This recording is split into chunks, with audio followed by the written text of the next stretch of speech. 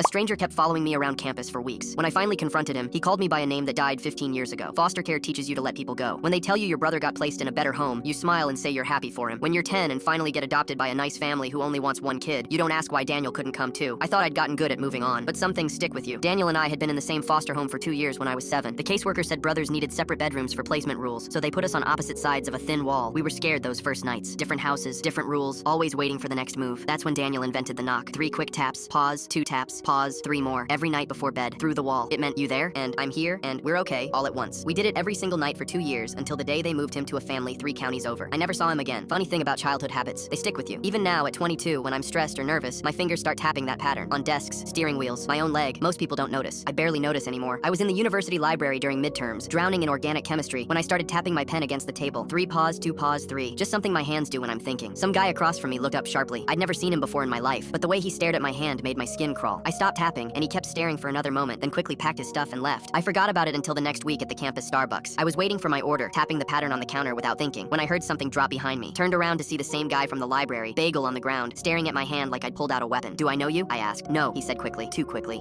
You remind me of someone. He left the bagel on the floor and walked out. That's when I started noticing him everywhere. Same gym, same dining hall, always watching me from across the room with this look I couldn't place. Not threatening, more like he was trying to solve a puzzle. My roommate Jake thought it was hilarious. Dude either wants to date you or murder you, Jake said. Maybe both. But something about it felt wrong, not dangerous. Something else. I couldn't figure it out. 3 weeks later, I was at a house party playing flip cup. I was drunk, really drunk, and finally having fun when I glanced across the room and saw him. Same guy, same stare. He was standing near the kitchen, holding a beer, just watching me. Our eyes met. He went completely pale. His beer slipped out of his hand and shattered on the floor. Glass and foam everywhere. People nearby jumped back. The music kept going, but everyone in that corner turned to look. He didn't move to clean it up, just stared at me. Yo, it's your turn, someone said, nudging my shoulder. I didn't respond. I was already pushing through the crowd. Come on, dude, my teammate called after me. I didn't care. The guy was already moving toward the door. Hey, I caught up to him on the front porch. He stopped, but didn't turn around. Who are you? I grabbed his arm. Why the fuck are you following me? I'm not following you. He pulled away. I just needed to figure something out. Figure what out? The library, Starbucks, the gym, and now you see me at a party and drop your beer like you've seen a ghost? He pulled away and leaned against the porch railing. His hand was tapping against the wood. Then I heard the pattern. 3 taps, pause, 2 taps, pause, 3 taps. My heart stopped. Where did you learn that? He froze, turned to look at me, and the color drained from his face. Learn what? That pattern, the tapping. Where did you learn it?